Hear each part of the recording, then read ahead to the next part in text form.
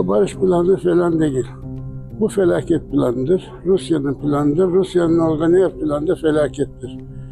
Kırım'da ve işgal altında olan Ukrayna'nın nasıldır bir topraklarını Rusya aslında taşlamak, onun işgali aslında taşlamak hıyanettir. Bunu hiçbir Kırım Tatar asla kabul edip olamaz. Vicdanı olan dünyada bir insanda kabul etmemek gerektir.